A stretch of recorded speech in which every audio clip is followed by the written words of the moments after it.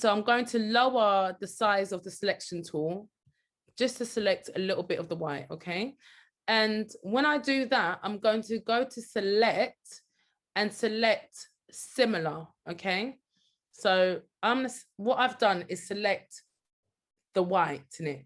You can go to edit clear, but sometimes, because what I might want to do is have two colors. So I'm going to make this also into a layer. So I'm going to put edit, copy, edit, paste. That's one. So let me just show you what I've done. Okay, can you see all the white selected here?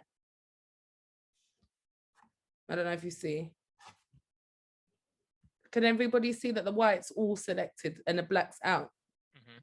Yep. Okay, so I'm going to go back and go to here. I'm going back to the background copy and going select, reselect, okay? So what is done is reselected the white again. And then I'm going to go to edit, clear, okay? Edit clear. So if I take out this, can you see all the backgrounds invisible? But it's still selecting that bit. So what I'm going to do next is go to select. So there's quite a lot here. So let me just go back. So I've gone to select, the quick selection tool. I've gone to select and press similar, okay? So what it's done is told Photoshop to get everything that is similar to my quick selection. Photoshop has now taken all my whites that was on that layer, and I can do whatever I want to do with that. So now I will go back to select and press select inverse, which will give me the things that wasn't selected before, and it's now the black. So it's select inverse, okay? So it's now the black. I'm going to keep this as a copy because I don't know, I might want to change all the outlines to red. So I'm going to do that. So I'm going to go edit, copy, edit, paste, okay? So if you're with me on this comic strip, I can give you just a moment to catch up. So it's edit, copy, edit, paste. Let me just show you what I've got now. Take all my backs. So this is the black that's there, and this is my whites that's there, okay? Edit, copy, edit, paste. Go to select, reselect. So it's reselected all my blacks. Edit, clear. So it's taken out my black. Edit, fill, and then go to black. There it is. So I'm going to deselect this now, and I've made sure it's black. If I wanted to, I can change the color. So select, reselect, edit, fill. I can change it into another color, such as orange, for instance, and everything will be changed into orange. So the outside, the stroke of it all will be orange. That's an idea, but you can do. I'm just going to leave it as that so you know what else you can do. So I'm going to take off the lights there. It's a blank screen. I'm going to go to the white. Okay. I want you to work in your fills and your strokes. So what you're going to do is you can use quick selection tool. You can use the magnetic lasso tool, which will go around each shape. But for now, get comfortable with using the quick selection tool, I will say. You can change the size of this by going to the top where I'm going to.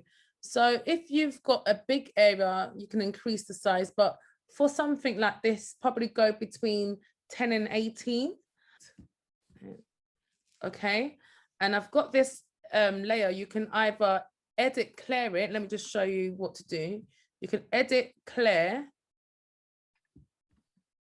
Okay, and then go back to edit, fill to choose a bold color like that.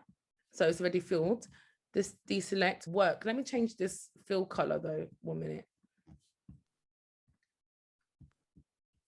Quick selection. Okay. Let me change the color so you can see the difference.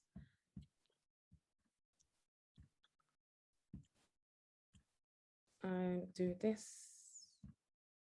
The aim is to completely fill in your color, but if you look here, have you noticed errors on your fills? On my fill, I mean, not your fill, on my fills.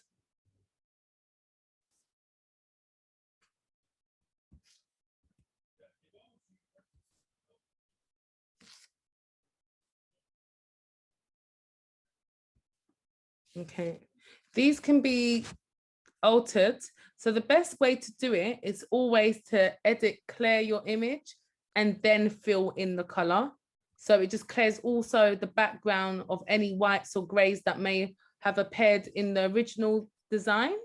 So it's always, I will say, it's always best to select an area, clear it, clear the area, and then fill the area.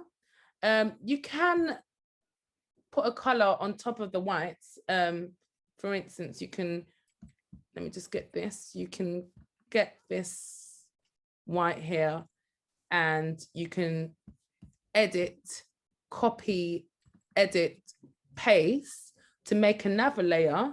And just, if we just reselect it, you can do what we learned in our previous sessions and double click on that layer and pattern overlay, or, you know, make different designs out of it, scale it up. Normally there will used to be a drag button where you can drag in the design up, but you can scale it up, you know, change it. Or instead of having a color overlay, you can have different things. Instead of having a pattern, you can have a gradient overlay or something like that. So I want you to mess around with this and think about ways to color in your comic strip and make it exciting as, you know, as it can be. So, and you press OK, and there you go. Let me just screenshot that one so we can do it. Okay. Okay. Use the magnetic lasso tool. It's a great tool to use. Just zoom into your areas and go around. It will connect the pixels. It's actually getting all the things it can get. With this, it's good to put your anchor points on this one, because you want to make sure that you're accurate at getting the color. So you can use this tool, go around. When you're ready, you press enter at the end, and that will be that selection.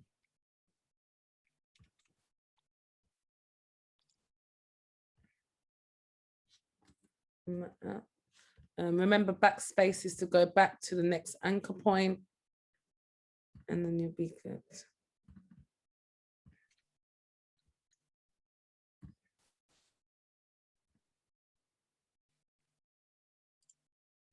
Do that.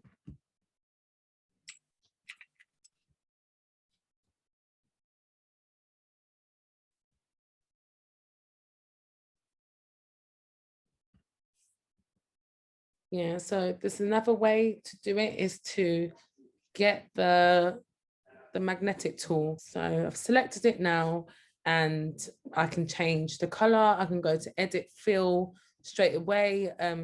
Sometimes, as I said, it's better to clear the color. Yeah, it's just better, just gives it a better fresh overall. So I put a color here. I don't want that color. Let me change it again. I can put another color in. So you remember there's much more ways than this. So I've selected this way using now the magnetic lasso tool, and it's just getting you used to that. I'm putting purple, press OK. Now it's purple. We can work with editing the look of this.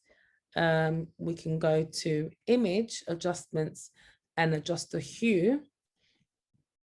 color, you can make it different colors, you know, have a bit of darkness, lightness, or anything like that. Just mess around really and scrolling up and down until you're satisfied. When you're satisfied, you can press OK. And another thing that you can do a bit more is check out the options within the layers by double clicking and go into color overlay, or not color overlay, it will be gradient overlay. So you can try and put in a gradient if you want or so, okay, on top of what you've got. I've got this. If I want to do it, this letter alone, edit, copy, edit, paste. So that again makes a new layer. Put this layer underneath your outline, double click and reselect, select and cancel here, reselect because we've got to reselect that L. Double click and then you can put what you want on there.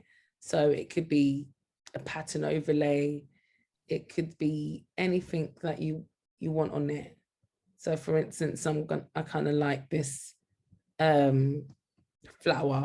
flowers to just be overlaid on it, and then press OK, and then you have your flower pattern underneath it. Okay. Today I will leave you in peace.